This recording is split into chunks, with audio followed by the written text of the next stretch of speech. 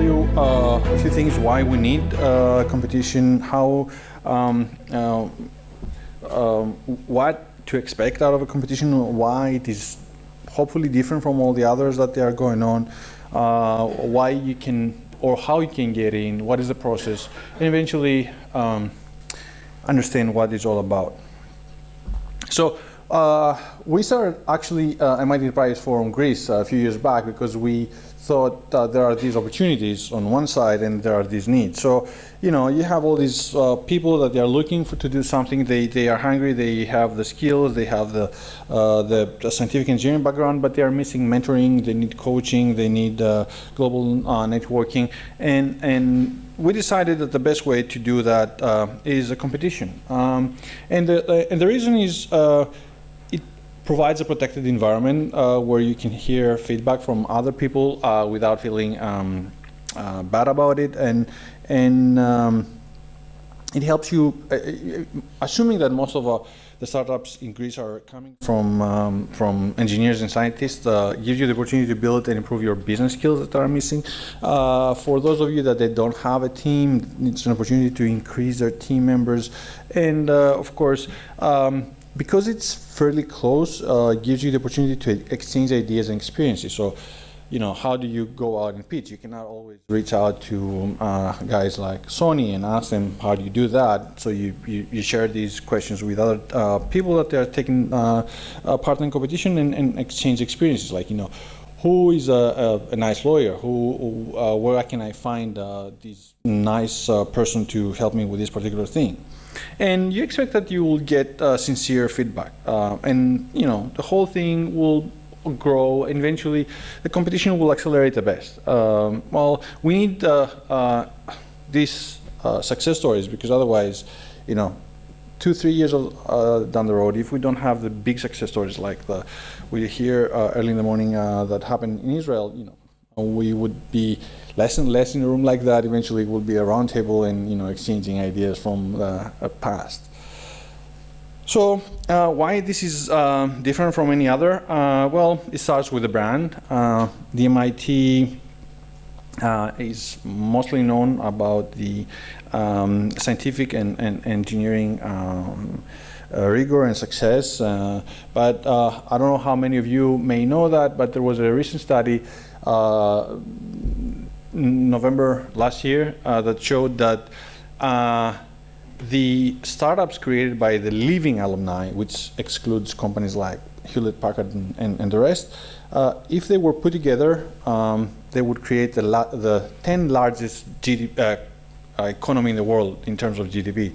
They are creating about 2 trillion revenues per year, and they hire about 4.5 million people. So besides the brand, there's an inherent experience that comes from generation to generation, and we want to explore this stuff in order to build our technology entrepreneurship community here. Of course, we share common practices with other regions. Not only MIT, we have chapters in Poland, a new one in Thailand, and there's another one in Mexico, there's another one in Lebanon, and it's a good opportunity to exchange ideas, you know, share mentors. A lot of our mentors are part of coming from other regions, or some of our judges come from other regions, so you get a global, international, a global-minded community, and I think eventually this attracts winners, that they have some kind of a global focus, and makes things easier for them. Well, we wish we could give more CAS awards. We don't, but we think that the global visibility networking that we offer is like do you remember the MasterCard? You know, there are all these things, and then there are things that are priceless. So I think the global visibility that a startup can get from the activities that take place here, and also the activities that take place in Cambridge at MIT every June, and of course the visibility we enjoy through the help of Joyce, a technology review, I think are pretty important. So if anybody decided to join the competition, they have to have a venture with a significant technology focus. Using an ESOP software to build an ESOP does not fit into our vision of a technology-driven venture. Using an existing ESOP, but improving the search algorithms in order to improve the transition from visitors to customers, it is. So it's not a very clear thing, but we are focusing on technology entrepreneurs. And the reason we do so is because, first of all, the MIT, what do you expect? But also because you cannot do all things to all kinds of people. So there are different requirements from somebody that starts a venture to run a cafe, and a different guy that runs something else in the technology sector. It has to be a working prototype or a product or of a product or a service. Which means, in a different way to say, we are not accepting ideas. The prototypes can be a physical thing, if it's a product, a beta, if it's a service, or even if we get somebody from the biotech, you don't expect to have a prototype in one drug, so enough support to show that this may work. We don't really care if they're incorporated, or they're just teams planning to incorporate. We don't really care if they're incorporated in Greece. If they are incorporated, we need those teams or companies that they have two founders. And I know it's easy to trick us sometimes, getting your brother, sister, some uncle to be the second founder, but pretty sure shows up and it's not working. I mean, the reason we put this requirement is because entrepreneurship is as hard as it gets on its own. Like, you need somebody else or maybe two to share the burden, and when you feel really bad about the day, to call somebody else and give you some good news and get you going. If the startups are incorporated, they have to be less than 4 years old, and if they have received funding, it has to be less than $1 million. €1 million. The process is very straightforward. We have 3 rounds. We are in the process of the first round that says preparation application. I'll share with you the URL where you can find the application. Eventually, around the end of the year, we'll gather up all the applications and through the system that was developed at MIT and shared across the chapters, we will assign each application to 3 different judges that don't know each other. MIT Enterprise Forum Greece, the executive board and the board of directors, is not involved at all. We just make sure that the requirements are there, and then the whole thing goes to the judges. And the judges each of these 3 judges will give you feedback, will put a score, we will eventually sum up the scores, and we come up with the 25 top semifinalists.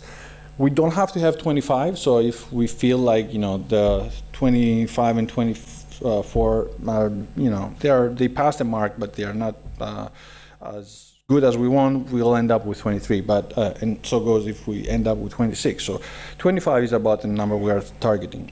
These semifinalists will be announced in early February, and we will get them the program with a workshop and mentoring, and that will last until the beginning of May. Then we'll have an online judging.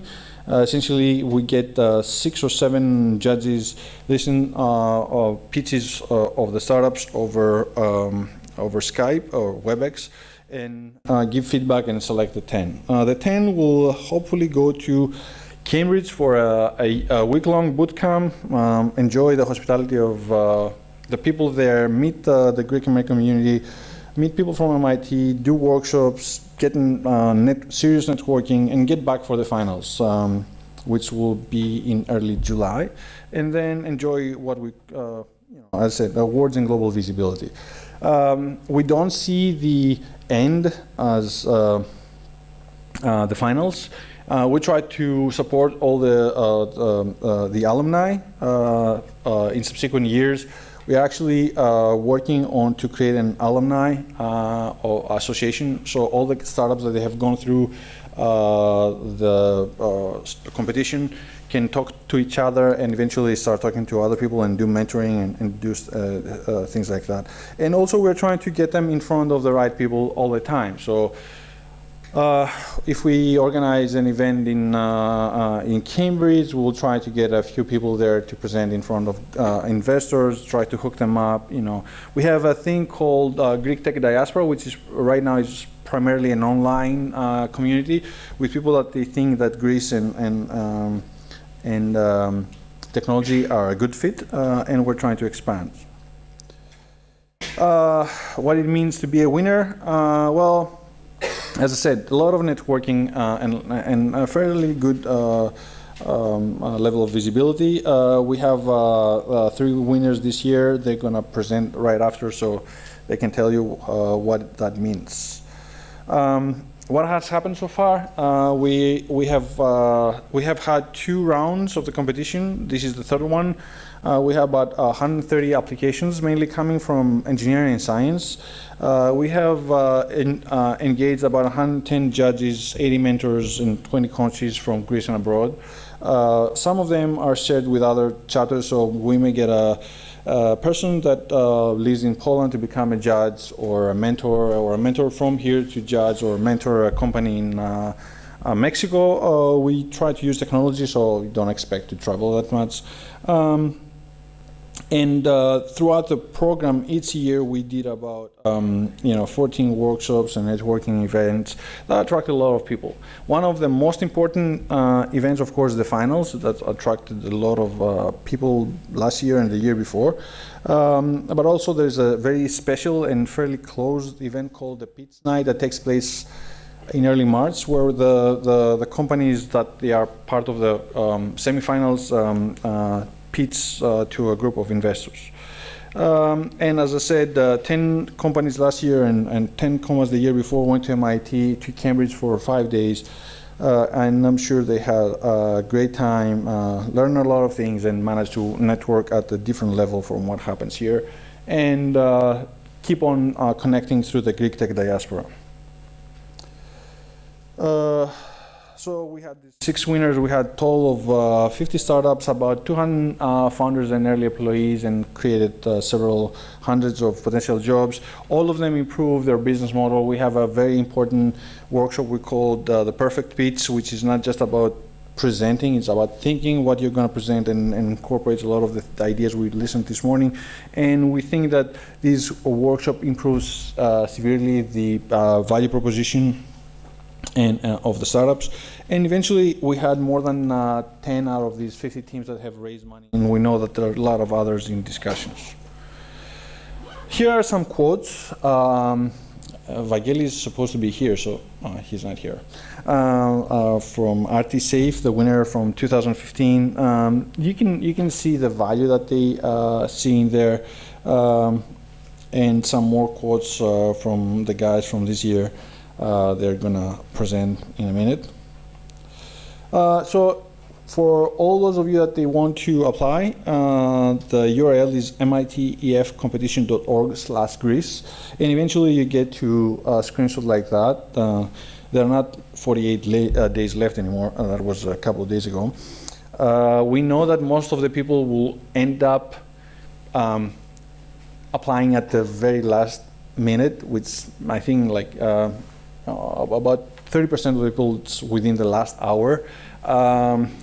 Well, it's understandable. You know, we exercise optionality, which means the later, of course, assuming that the servers are still online. But I urge the people that they are interested to go there to the website and get the questions, because they are simple but require a lot of clarity. So there are about 30 questions, but there's a limit of 500 characters, and the famous thing, you know, if I had more time, I would write less words, so it takes time.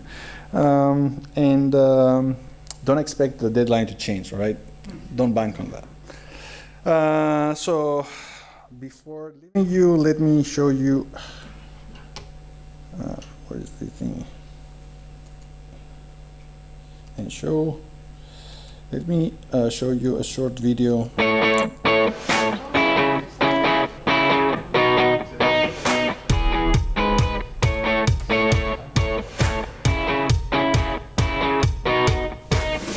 This is a technology acceleration program that involves 25 companies selected from a pool of applications from Greece. The program will last about 3 months, and the companies participating will go through mentoring and workshops in order to improve their business proposal and get ready for the global market. We are really excited that we can provide value to their efforts and bring them to the world through the various activities and networking events that we organize throughout the year. The role of the Cultural Affairs Office of the U.S. Embassy here in Athens is to support cultural and educational exchanges that are mutually beneficial to both countries. MITEF, through their programs, has managed to help young scientists, tech leaders, and entrepreneurs to develop their business ideas and also learn new techniques for entrepreneurship. And in this way, they have significantly contributed to the Greek economy. Clearly, the spirit of entrepreneurship continues to be very strong in Greece, and it is a privilege to have the opportunity to help them to move from each stage of their development as companies. The results we have seen so far are, I think, remarkable. I think that the effort is amazing, and I wish that you continue like that. We are definitely on the right track. The quality of pitches is increasing. It seems that the mentoring that the MIT Enterprise Forum is providing to entrepreneurs is a very useful thing. So far we had the chance to evolve our plan, to progress, come up with new ideas. Through the mentorship program and the workshops, we enhanced our business knowledge that assisted us to further develop our business plan. I see it as an enabler and a wonderful vehicle for many promising startups and entrepreneurs alike that provides them with the knowledge from the real world that helps them build and grow companies from the ground up. In terms of the Greeks coming over from Greece who are here for this one-week boot camp, there is so much that MIT Enterprise is giving to them because they can do workshops in Greece, but what's really valuable is coming here and doing it on site and making it in front of a real audience with real investors from the United States. The MIT Enterprise Forum here in Boston gives us the opportunity to further our goals as a company, both in meeting new investors, meeting potential clients, and also meeting advisors from the industry that can help us further the company needs and grow into the US market as well. They've widened our horizons of how things work. What we hope to gain from the MITF bootcamp is to get advice and mostly strategic advice for the future of how we should change our strategy possibly. It was a great opportunity to network with the Boston community and benefit from all the talks and seminars during the MIT bootcamp. We believe that MIT Enterprise Forum is a unique place to absorb innovation, knowledge and inspiration. It was an amazing week because teams connected with each other, but also at the same time with the Boston community and the MIT community. This is the finals of the second MIT Enterprise Forum competition. If I was to say just one word regarding being the first prize winner of the first MIT EF competition is that accreditation is the most important word. We have a winner. I I learned a lot during these 3-4 months. We had great mentors, great pitches. We advanced in the way we are thinking, in mentality. Thank you very much. That's more than any prize could signify. Thank you for giving us the opportunity to meet all these people, to have to grow our networking.